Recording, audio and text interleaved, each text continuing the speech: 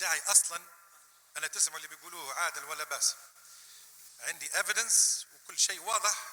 Nothing is ambiguous. فركزوا بس شوي. One complaint قبل أن نبدأ اللي هي about the timing of the conference. وين أيمن؟ أيمن عندي complaint على timing of the conference. We're in October. It's okay. The reason is it's my birthday and my wedding anniversary. Listen. So for Vancouver, I would buy a bouquet of flowers, cost me $50. I'd go home, say happy birthday, I love you, or Bad Mitsani Mahmed, and that's it.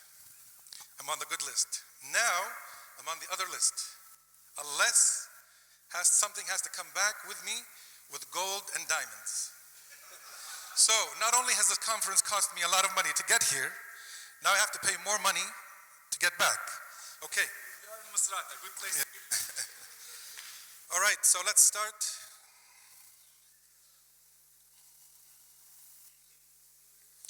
Let's start. Let's start. وين يعني؟ Lower والupper كلهم باش يمشي. Already 2 minutes passed.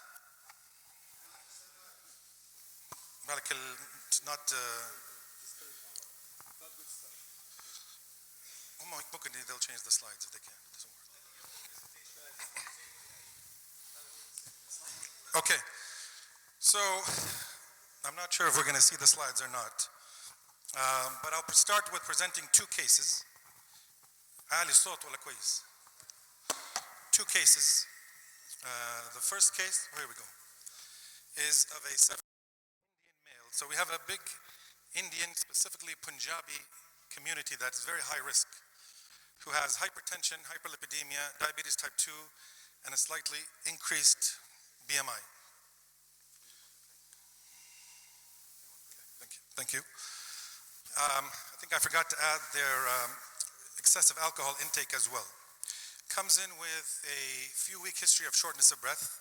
He's already on relatively good medical therapy, so ramipril, rosuvastatin, metformin, gliclazide. Comes in with a physical exam showing a blood pressure of 112/63, slightly tachycardic 105. JVP could not be assessed. Bibasilar crackles, normal S1, S2, no S3 or 4. She does have actually this is a female. She does have 2 out of 4 holosystolic murmur at the apex, slightly fluid overloaded with 3+ pitting edema. Her labs show a slightly elevated troponin and a BNP. ECG shows sinus tachycardia with low voltage with no other significant ST or T wave changes. And chest x-ray does show increased interstitial markings with an echocardiogram of 25 to 30% with a mildly dilated left ventricle. Cath shows multivessel disease. Next case. 64-year-old Indian male. This is the guy who actually hypertension, hyperlipidemia, smoker, and drinks alcohol. Came in with chest pain and shortness of breath on minimal exertion for the past few weeks. His medication at home are candesartan, amlodipine, and atorvastatin. His blood pressure is 143/678 with a heart rate of 84, elevated JVP, bibasilar crackles, normal cardiac exam, but there was an S3. Extremities also showed some pitting edema with a slightly more elevated troponin than the last patient and a slightly more elevated BNP than the last patient.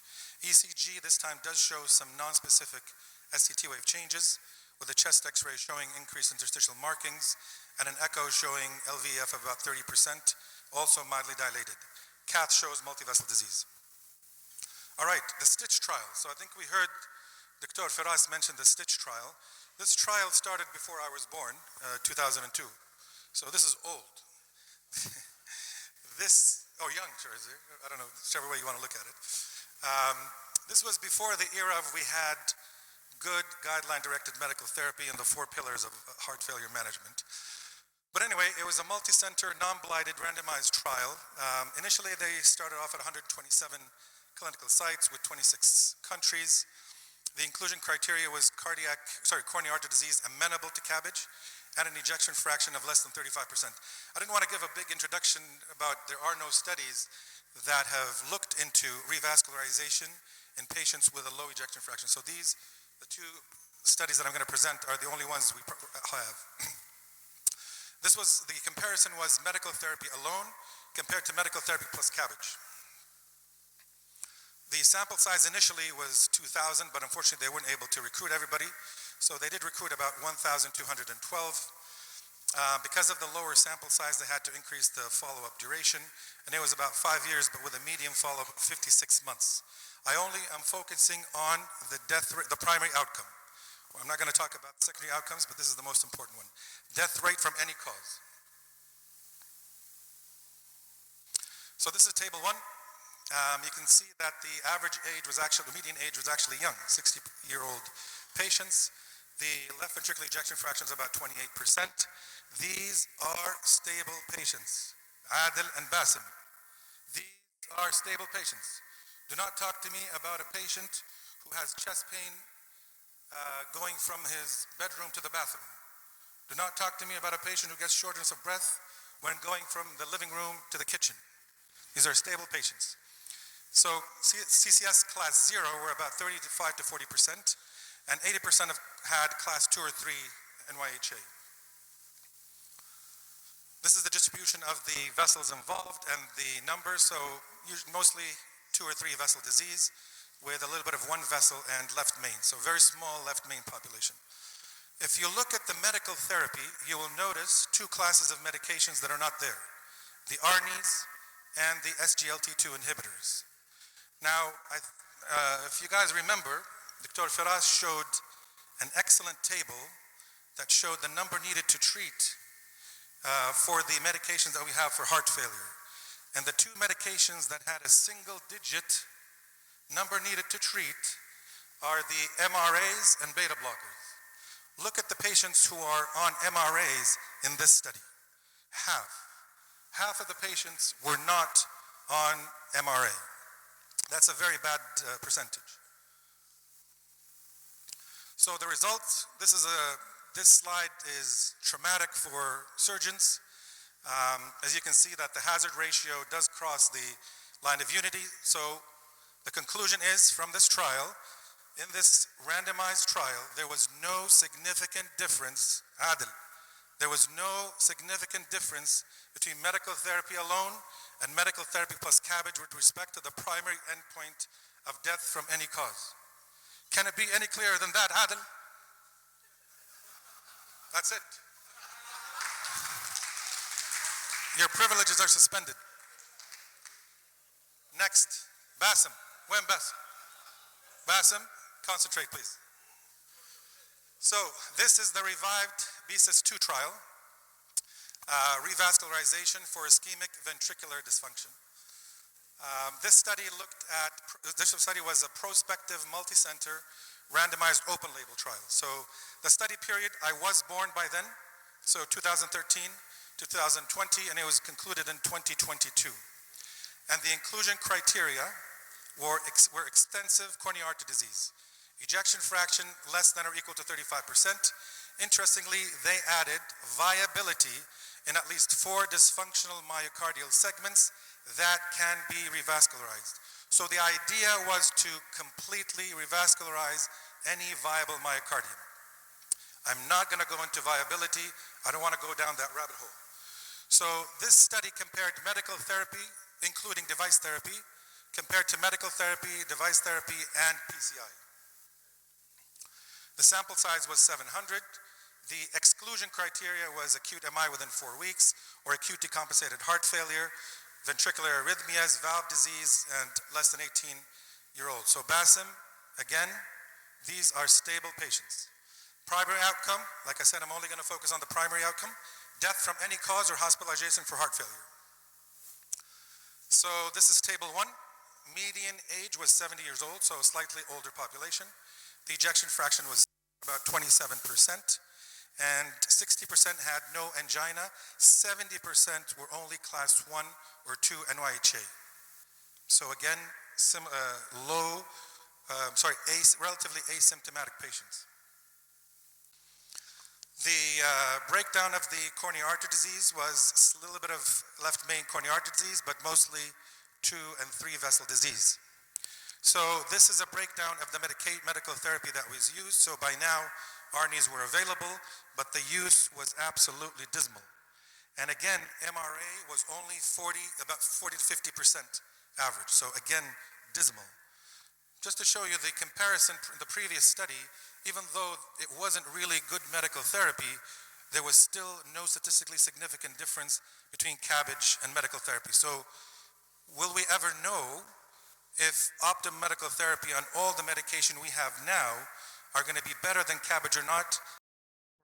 Time to show.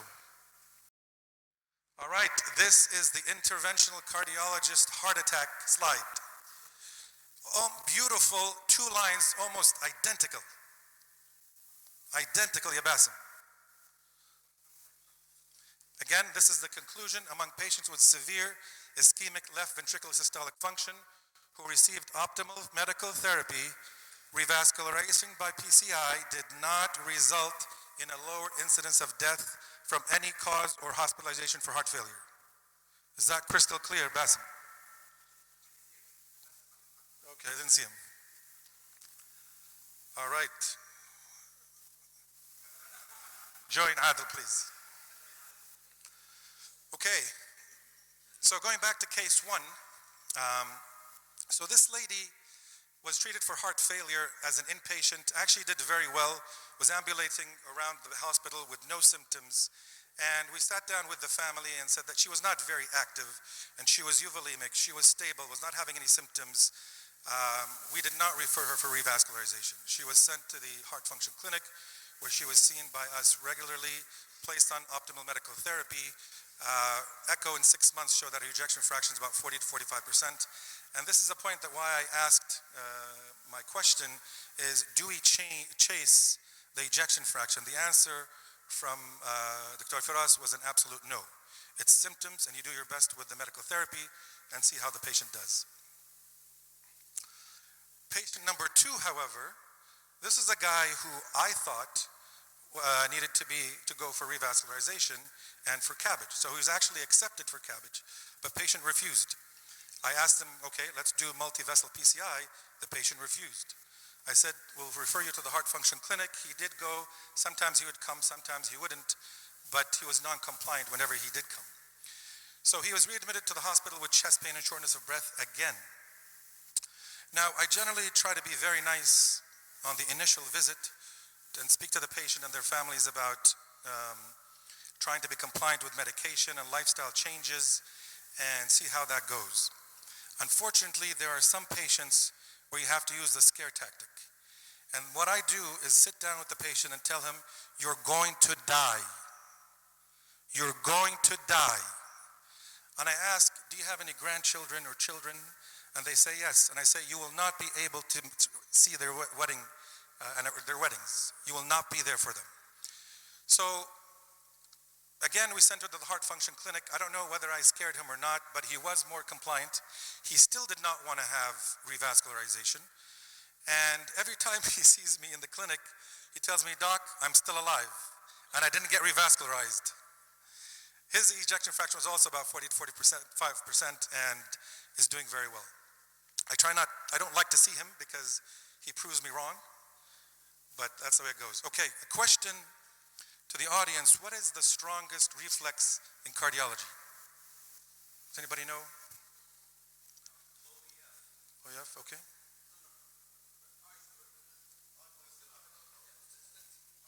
The oculostenotic reflex.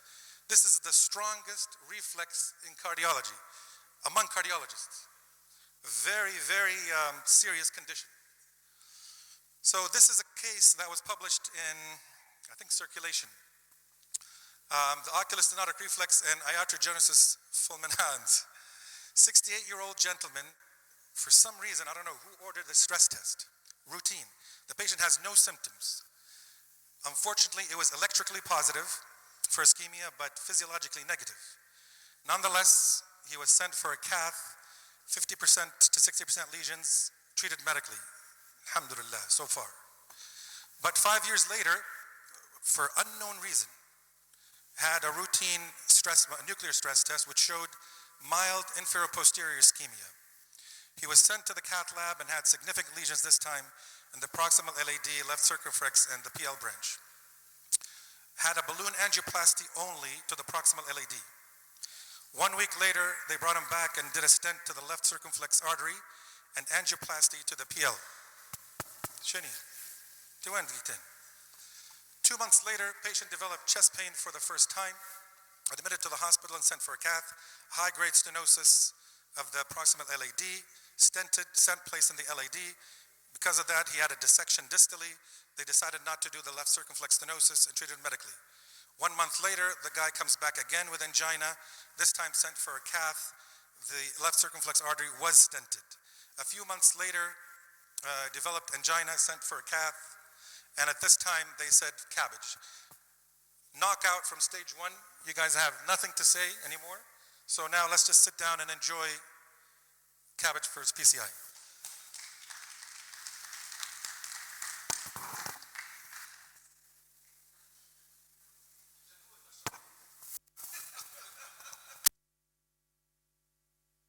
You guys still want to come and say anything?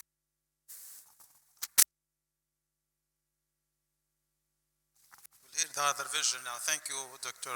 Gusbi, for the excellent talk. Now, Dr. Basem Barouni, you have only 15 minutes. Only. نستنى فيها هذه مبكري. حرام عليك. تريدني شوية بس. الصوت هذا أحسن ولا زي بعضها؟ خذيتها منك. طيب شوي ناخذ منك الميكروفون باش ما عادش تتكلم. Okay, I'm going to enjoy this. مشكلة مش بالمايك.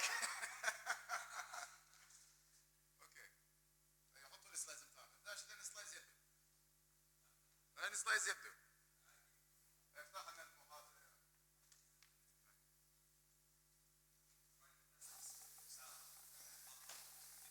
كويس صوتك. Dr. Abdul, you have no right to talk. No. You're with Basem, I know that. حاضر. خليك معي اتكلم عادي. Okay. السلام عليكم. disclosures. الديسكلوجر التالية عندنا عادل الديوب والقصبي أصدقاء، فهذه كلها يعني in good faith gesture.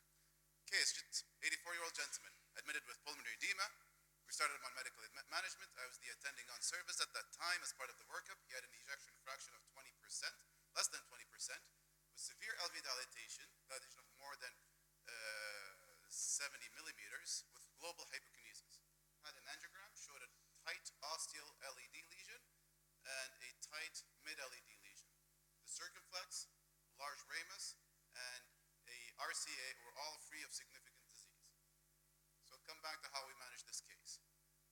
This is a three-way debate. I've never had a three-way debate, and this was challenging to set up. Felt like a three-way Mexican stand. الحمد لله في النص عندك الديوب من جهة والقصبي من جهة ثانية. ما اعرفش على من who to focus on. وبما ان انا PCI ديما بادئ في موقف ضعف، فانا خاش على بسياسه الارض المحروقه، لكن عندي secret weapon at the end اعتقد انها حتقلب الصوت. صوره مليحه هذه. زي ما تعرفوا عامين فاتوا هذا وانا درنا ديبيت على الليفت مين PCI versus CABG. احسن هيك في صوت بكره. قصدي بنعود من الاول. انا وعادل درنا ديبيت على الليفت مين PCI versus CABG. كان التصفيق للPCI، الناس طلعت فرحانه ليفت مين PCI، روحت احياش يدير في ليفت مين PCI، ما عادش في شو اسمه، وهو مصر انه هو ربح. ومن 6 سنين والليفت مين PCI ريتس جوينج اب، وخشينا توا في ديبيت جديده وقاعد مصر انه هو ربح. يفكرك بحد ثاني يعني.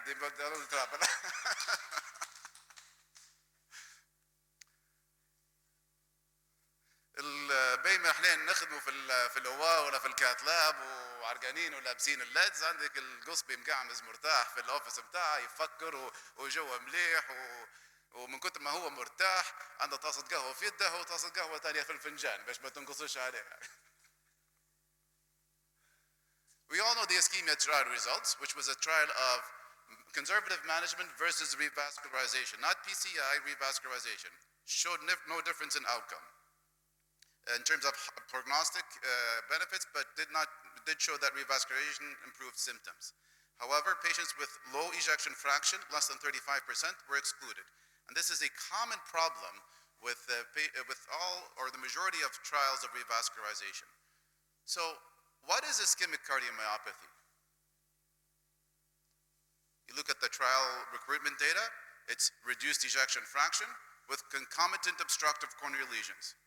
All right? It is part of the spectrum of coronary syndrome and most common cause of systolic LV dysfunction. But in reality, it's a heterogeneous group of patients. A patient who had an anterior STEMI with a late presentation was revascularized and is left with a reduced ejection fraction has ischemic cardiomyopathy. A patient who presents with a non-STEMI and found to have multivessel disease or left main disease with reduced ejection fraction is an ischemic cardiomyopathy. The patient who presents with pure symptoms of heart failure and is found to have coronary artery disease is labeled as an ischemic cardiomyopathy. And that makes defining what patient we're talking about in this debate more challenging. As I said, it's a complex patient group with confounding factors. The majority of the trials that looked at revascularization excluded these patients. Only the Stitch and Revived BESIS trials were designed specifically for this group. There was a large registry, Restore EF study, showing that high-risk PCI significantly improved the ejection fraction, even more so in patients with low ejection fraction, and led to significant improvement in clinical symptoms. Great. Obviously, this is not an RCT. Then came the Revived BESIS trial, as you've already seen. That trial included patients with left ventricular ejection fraction of less than 35% and had to have a BESIS jeopardy score of 6 or more with viability in the target territory for revascularization. So that's the inclusion criteria.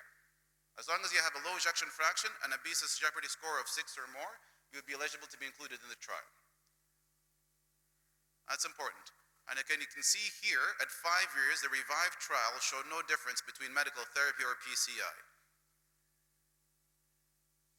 Actually, I think this is the wrong slide. This is actually the Stitch trial. Showed no difference in clinical outcomes at 5 years. All right? So we know that. And this was a big deal at the time. There was talks that these patients post-Stitch, this is a game changer. Non-invasive cardiologist perspective. Revascularization should only be for those that fail medical therapy. It took them, there were other secondary outcomes that were better with Stitch, but it took them extending the trial to 10 years to show a signal for mortality benefit. Yeah, this is the real PCI trial result. So we got this result, and this is where Khalid Al-Lafi last year presented this results as part of his presentation and stated that it was a disappointing result, so for sure. So whenever there's a clinical study, we have to look at the question, rationale and methods. Were they clear and sound? Are the findings plausible and justified by the data? And more importantly, do the results apply to the patients on whom we work on, who get referred to us? There are a few big differences between Stitch and Revive. First of all, Stitch was a much bigger trial. It was 1,200 patients versus 700, all right? Patients in Revive were older. Patients in Revive had less angina. Despite what Osama said, that the angina presence in Stitch was low, it was even lower in patients in the Revive trial. Medical therapy had improved by the time the Revive trial came over. And if Osama is saying that the use of heart failure medications was low and not to his satisfaction, these patients were rigorously followed in heart failure clinics. And this is the best they could achieve. All right, so in real life practice, you're not going to get better numbers than that. There was high uses of device in Stitch versus Revive. So are these patients like my patients? This is the Revive patient. طبعا الريكروتمنت كان في اليو كي فكلهم يضربوا في الويسكي وكفار لكن مرتاح في الحوش. عنده NYHA class 1 to 2 77%. CCS class 3 was only present in 2%. The vast majority had no hospital visits in the last 2 years. These were staying at home, stable patients. They were called to say, hey, do you want to come for this trial? Their treating cardiologist did not feel strongly about revascularization. You read the paper back and forth, there was no discussion about how patients that might be more suitable for CABG were managed. This is the patients we drew along. These are the patients that we're seeing in hospital. They're sick, multiple hospital admissions, not doing well. And these are the ones that we're asked to consider PCI for. Procedural risk. Stitch had a 5% 30-day mortality. out of every 20 patients that went into the OR with relatively low symptoms, one of them would die in the hopes of prolonging their long-term survival. There were 1 in 4 had a major complication, reintubation, infections, bleeding, etc. I couldn't find the 30-day mortality numbers, but if you look at the curves, this was the safest PCI procedure ever. You know, these are patients that are high-risk CHIP. We'd think that they would need the high prevalence of CTO procedures, and that there was no signal towards any early increased mortality with PCI versus optimal medical therapy. Sorry, wrong slide. And when you look at the details, the rates of complications were very low. So either these are the best PCI operators there are, or the procedural risk to begin with was quite low, and these were relatively low complex patients. Did we actually treat ischemic cardiomyopathy in the REVIVE trial? The RESTORE database had a syntax score of 29, and REVIVE, the average jeopardy score was 10. You only need a 70% prox LAD and a 70% prox score to get a jeopardy score of 10. That would be a syntax score of 10. For example, a patient who had 70% diagonal, a 70% mid-circumflex, and a 70% obtuse marginal lesion would achieve a jeopardy score of 6 and would be eligible to be included in this trial. None of us would think that this patient has a cardiomyopathy caused by ischemia. All right? I do wait for the results of the core lab, what the angiograms were. I'm going back here.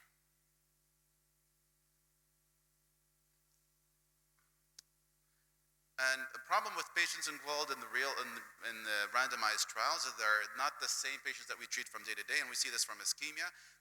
Lots of registries have demonstrated this.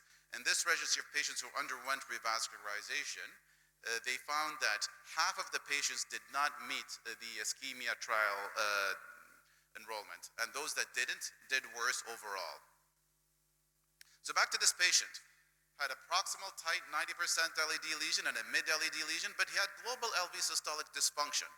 We did an MRI, and it showed delayed enhancement consistent with the prior myocarditis process. We felt that this patient did not have ischemic cardiomyopathy. This patient had a non-ischemic cardiomyopathy with concomitant severe single-vessel disease. How would you treat this? This patient did very well with medical management, and we actually opted to treat him medically. And he's been followed in the heart failure clinic with doing well. So I don't talk the talk, I walk the walk. If I think that the PCI is not the right thing to do, I will treat the patient with medical management. This is another case. 78-year-old gentleman presented with a non-STEMI and was found to have ejection fraction of 30%. So this is a non-STEMI. This is not a revived patient. Has a tight circ, tight prox LED, some disease into the LED, has a subtotal occlusion of the RCA. So how would we treat this? This is a patient where Dr. Osama nitro patch, and that's it. My job is done. Oh, you got angina, maybe best I can do is up-titrate the beta blockers. هذا الديوب يشبه الحالة grade vein grafts اللي قاعد يتسكى سكول. لكن المشكلة patients عنده great surgical anatomy لكن عنده comorbidities يرضوا منا الواحد. عند patient عنده COPD, not a great intubation patient. So نرجع لموضوع three-way Mexican standoff. Should this patient be managed medically, surgically, etc.? Instead of a standoff or a fight, we had a heart team discussion. No one argued for medical management.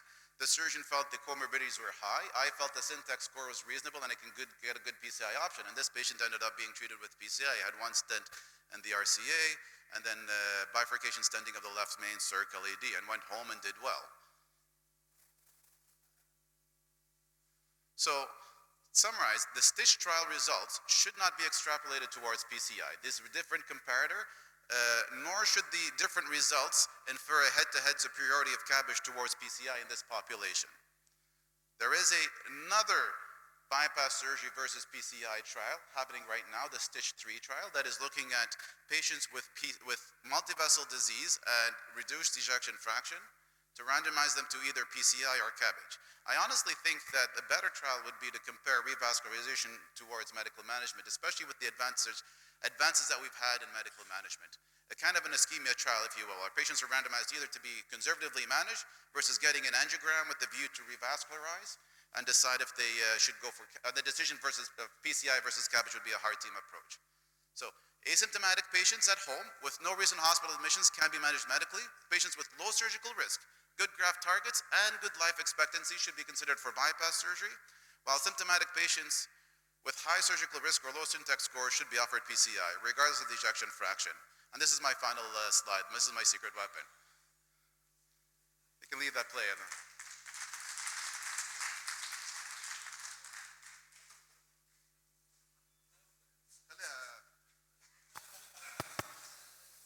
Thank you, Basem. Excellent talk. Adel, وين Adel?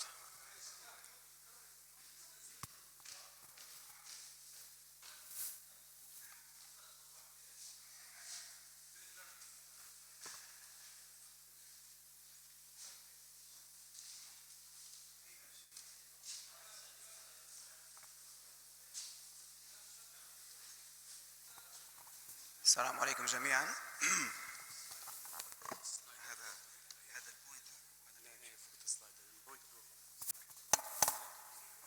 وهذا الواحد نتكلم هذا.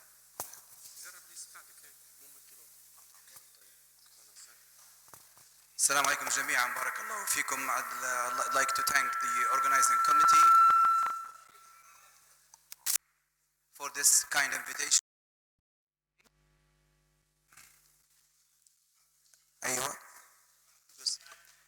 To thank everybody for the invitation for this meeting. It's been my pleasure to be part of this debate. I have to say, like, really, I feel, where's Osama?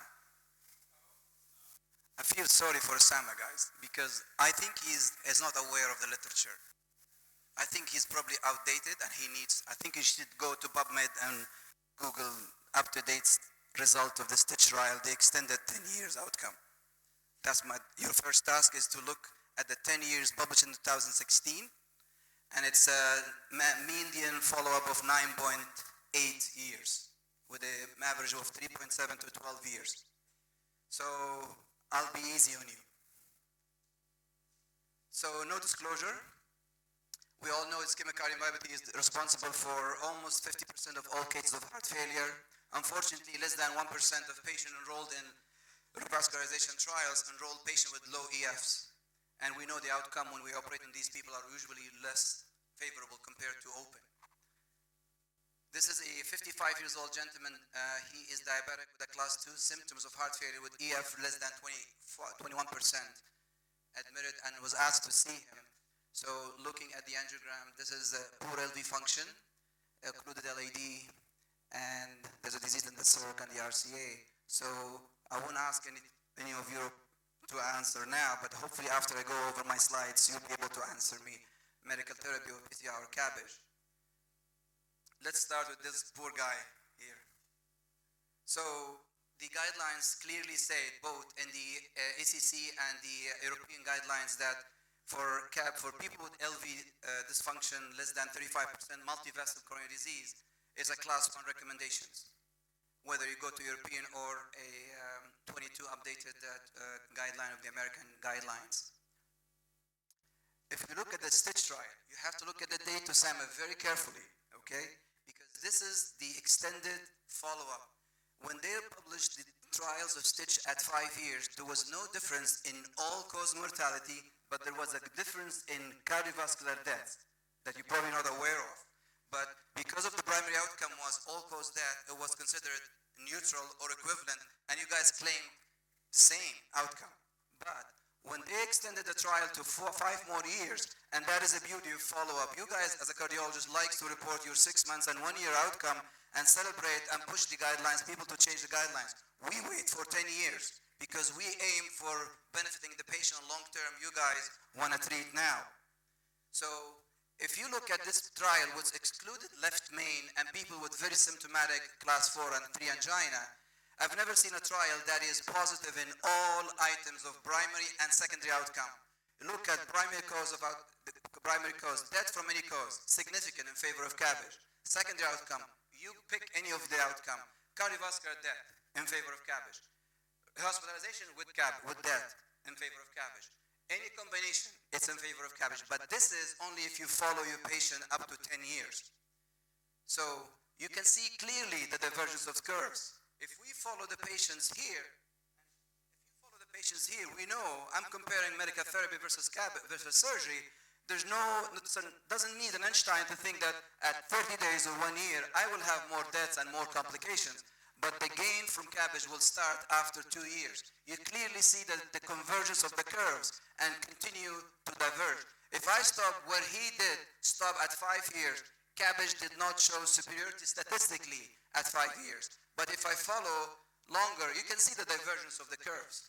And if I look at the one information that he did not want to mention it, but a fifth of almost 119 patients out of 600 crossed to the CABG over 10 years. So if you look at the hazard ratio, is 0.84 with a p-value of 0.2. But this is based on the intention to treat analysis.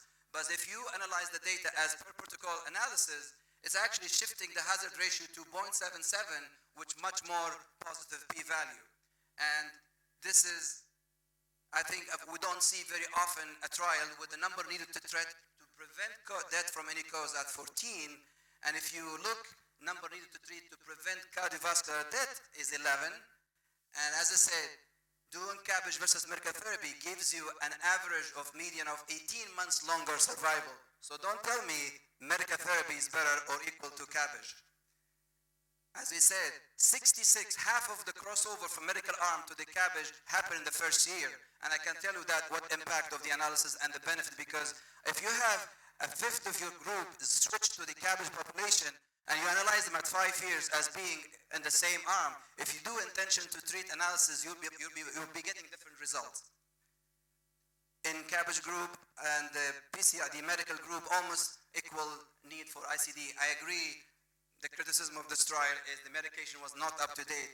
But I'll tell you, as long as your study design is CABG versus medical therapy, in addition to CABG, the CABG will always have a synergistic and additive effect, will never be equal unless you randomize your patient to CABG only versus medical therapy only. But as long as you randomize the study to CABG plus medical over medical, we're always going to win. The same message has been consistent from the 70s, from the 80s, from the CAST trial.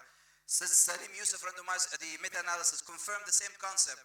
In the 2000, this trial been repeating the same message over and over and over. CABG is a superior strategy to address people with ischemic cardiomyopathy with low EF. This is a systematic review, meta-analysis of all the studies comparing a reduced ejection fraction patient, whether you treat them with PCI or CABG versus medical therapy. Look at the hazard ratio, 0.66, with a very positive p-value. CABG also being considered a cost-effectiveness treatment. In the US, treating a patient with ischemic cardiomyopathy is costing $63,000 compared to medical therapy, and this is represent a good value of money. So you gain, you actually, for each year you gain from quality of life, you actually spend $63,000, but this is only applicable to the United States. And this is because it depends on the society willingness to pay, because for them, they can afford. So if you have a ischemic cardiomyopathy patient in the US, it is more cost effective than treating them with medications. To just make you happy that there's an ongoing trial now it's run in Brazil comparing CABG versus medical therapy with the advanced 600 patient, 3 vessel disease, low EF, and they're gonna be, it's actually still recruiting. So hopefully this will give us some answer. I'm not gonna, because I was trying to help you with the courage and the revive, but you already gave him enough hard time.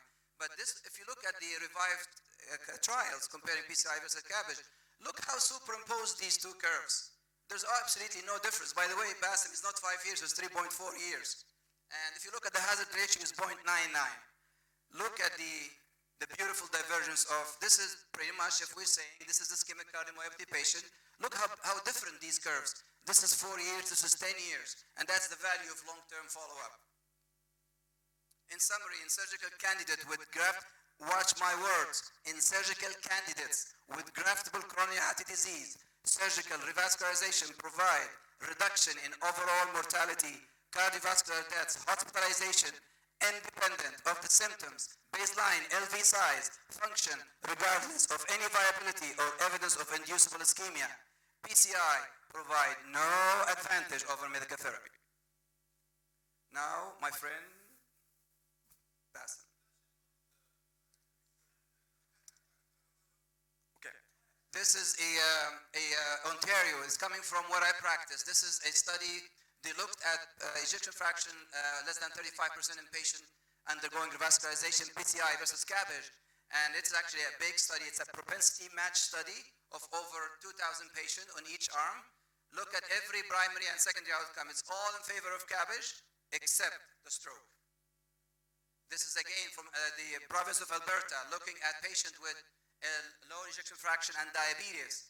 And also they broke them down into less than 35 versus 35 to 49. Clearly we can see the divergence of curves with hazard ratio more dangerous if you do PCI in those subset of patients. The message is consistent. Go back to the previous study, meta-analysis, PCI versus CABG.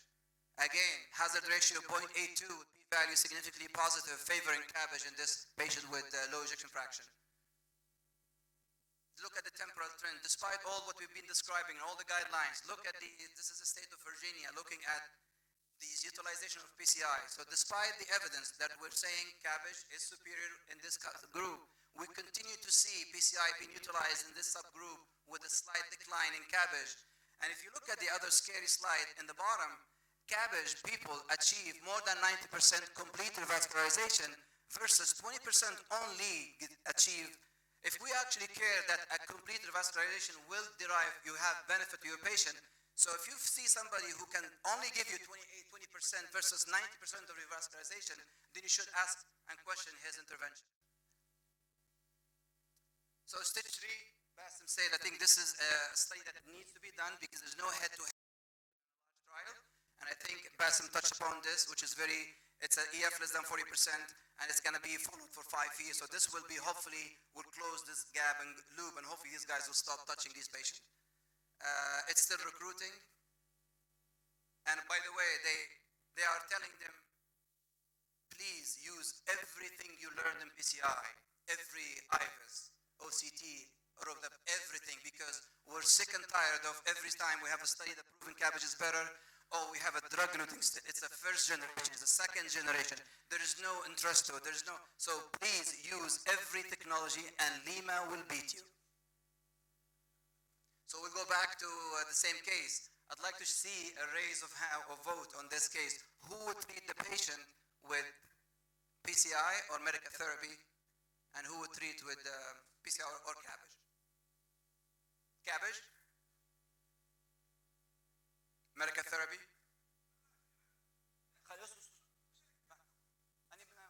Part of my. The question is, no, not yet. No, not yet. The question that probably not answered yet is when we should revascularize. People who you have in your clinic and you've been following them and titrating, updating your meds, is it 3 months and reassess? Is it 6 months? Is it a year? The question is, do we send people for intervention late?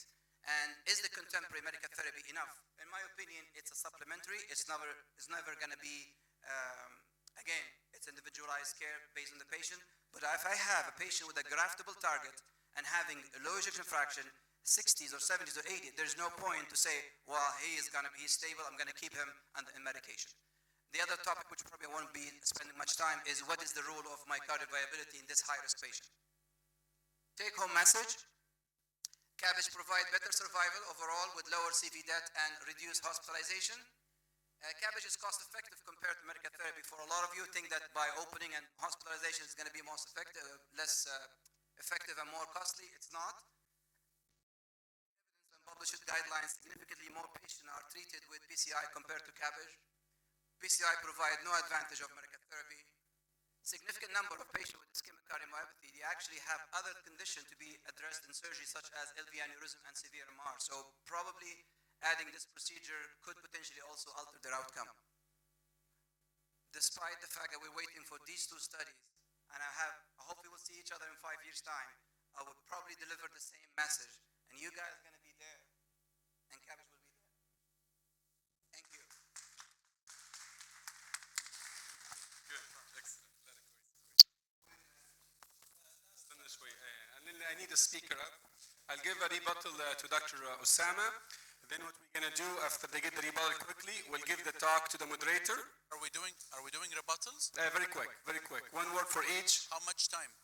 Less than a minute. So I'll give you just one word each for rebuttal. Then we'll start with the moderator, each one. Since, to be fair, since Osama start first and Adel finish, Dr. Ridas, you can go first, Abdulghani second, and we finish with Dr. Firas. We'll run the moderation. Okay.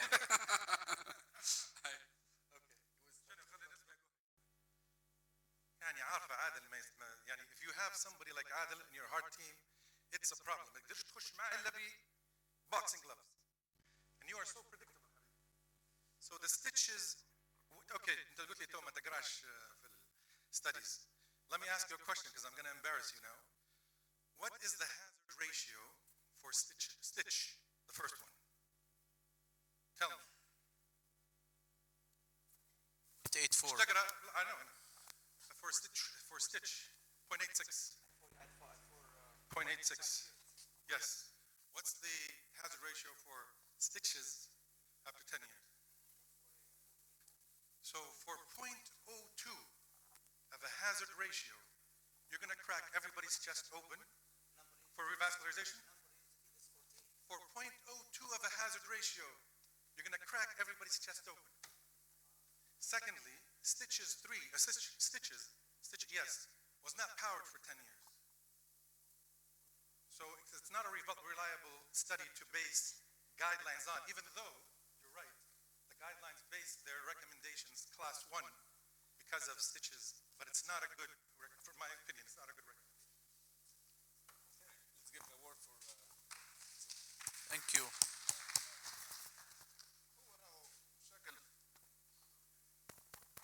بشكل عام احنا متفقين اكثر من مختلفين لكن حاجه اللي وراها عادل the rates of PCI are going up and the CABG are stagnating even though this is a high risk population, even though you mentioned trials on stitches and revive. Why is that? Why do you think that is? I'll tell you why. Because in real life, bedside patient selection differs. Patients have risks that prevent them from going from CABG. Patients have symptoms that require revascularization. We're not doing anything inappropriate. We're not doing patients hiding them in the cover. These are all going through discussions, heart team approach, and physicians are involved. And that's why you see the PCI rates going up. If the patient that you presented, hell no, I'm not touching that one. That is a complex, severe multivessel disease. The patient that I presented, that is a clear revived patient. That patient meets the criteria for enrollment in the trial, even though he does not have an ischemic cardiomyopathy. That patient, I would feel very comfortable managing him medically. So I think in real life, it's really at the bedside, patient-per-patient decision-making. And you'll find patients that are appropriate for CABG, appropriate for medical management, appropriate for PCI. And that nuance is not captured in randomized trials. Thank you, Basem and Osama. I think, do you guys hear me? Do you hear me?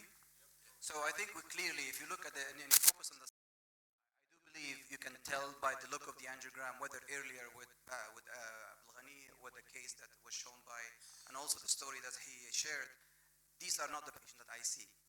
I think we see different patients. We have to agree that we see at least angiographically and target, and you know, if I send this, he already indicated. I think that's why people always get fixated on guidelines. Yes, we see guidelines, but I think use the guidelines to help you individualize your care. This is probably the message I'd like to deliver. I think there's room for each and all. I think if an 88 years old comes to me, I'll send him. But if I get 62 years old with a good targets, graftable, low risk, I would do him. But I think there's always that rule of the heart team.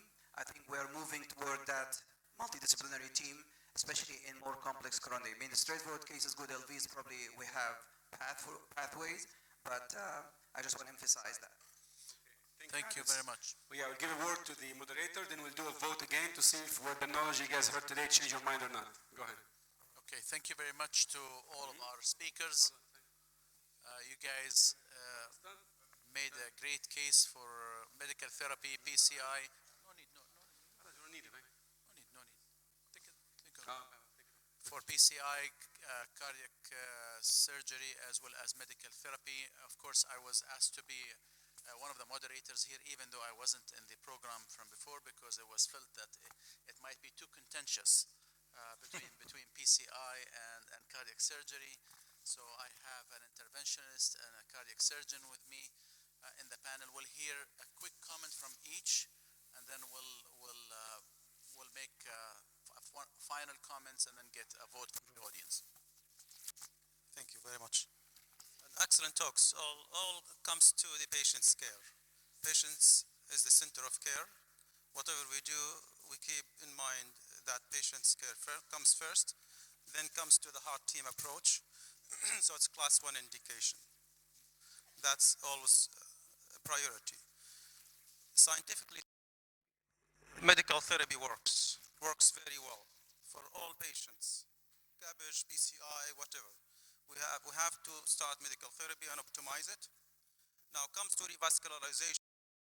Here where the selection comes, we select our patients based on their symptoms, their comorbidities, their coronary anatomy. So you have to remember that there are certain things that we have to look into before. For example, the ischemia trial, there are clear selection criteria. They excluded lots of patients, so it's not a real life. Number one. Number two, it's a small sample, only 700 patients. In cardiology, we need thousands of patients in order to get really good results that lasts for a long time. I suspect in the future we'll have more evidence that will definitely defeat the ischemia You mean trial. revived, right? You mean revived, not ischemia. Revived. Ischemia 5,000 patients. Revived trial. Revived trial. Yes. Ischemia to some extent has got a large number, but ischemia, the other thing is also CABG and PCI. So we always say ischemia, that's only PCI. It's not only PCI. So revascularization are also CABG patients in ischemia. And ischemia is not cardiomyopathy. It's not cardiomyopathy. So it's out. Yeah. So that's another thing. For the guidelines, we have to follow them, but they're not really. They are not like we have to use individualized by case, but still we have to follow them if we have patients. Class 1 indication, for example, Adel, diabetics, and non-diabetics, more or less the same in comparison to diabetics. For the PC patients, if they are symptomatic. If they are not symptomatic, we try first. So we have to individualize the patient.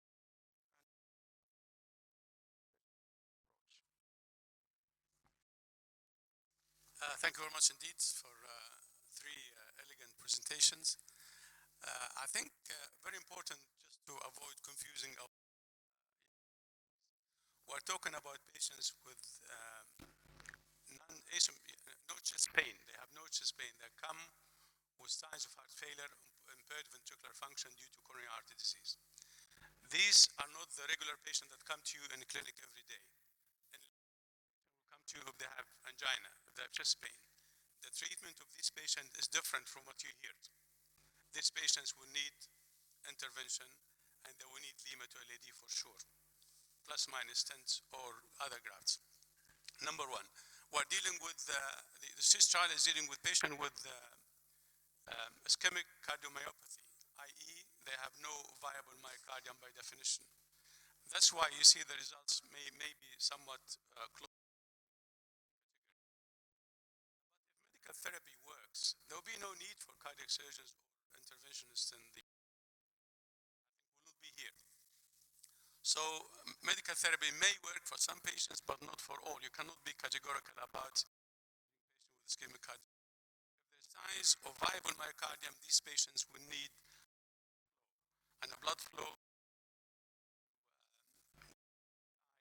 and it's far better lima that's able to provide you with nitric oxide to dilate the coronary artery and keep your patient alive. Thank you. Thank you very much. Thank you very much. So let me tell you why Final remark. Then we'll tell you why I'm really here. I'm really patients heart failure. And even though we talk about the heart team and discussions, ultimately they take our advice. advice. No, I'm just, of course, kidding. The first principle is heart team approach to this is the best. Having the heart failure cardiologist and the cardiac surgeon discussing these cases always adds good perspectives to all of them. Number two, we have to be clear on the patient that we're describing, because a patient that comes in after an admission for acute coronary syndrome or heart failure, or just in the symptoms of angina or heart failure, is different from somebody who's discovered, with complete. That's another thing. Number three, we have rich literature on specific anatomy, vessel disease, and so forth. Number four, the evidence has to be taken in perspective, not just in the type of patients and the design and the duration of follow-up. Even though we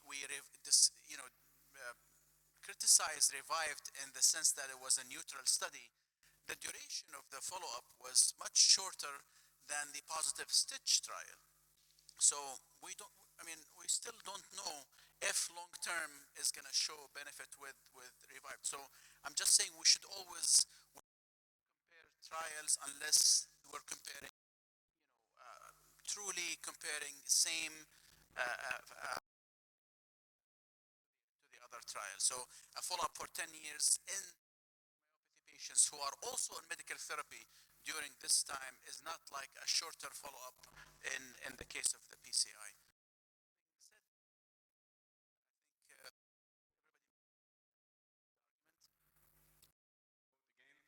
So, from the who thinks medical therapy better than revascularization?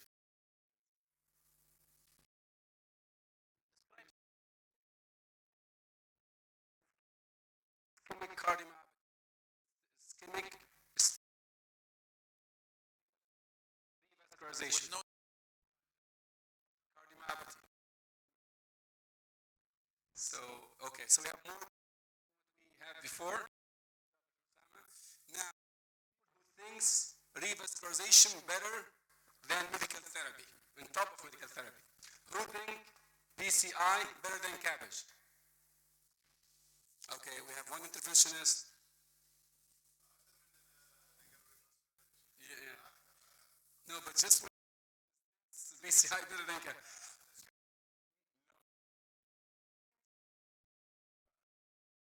Question. Okay, it's okay, it's okay.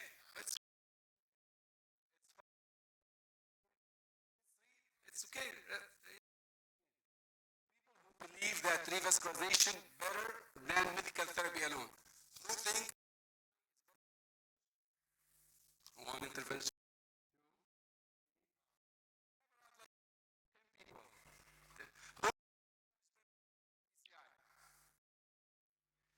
Okay.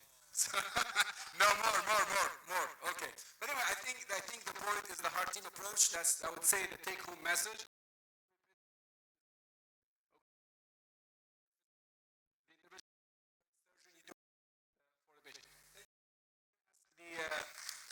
Take a picture.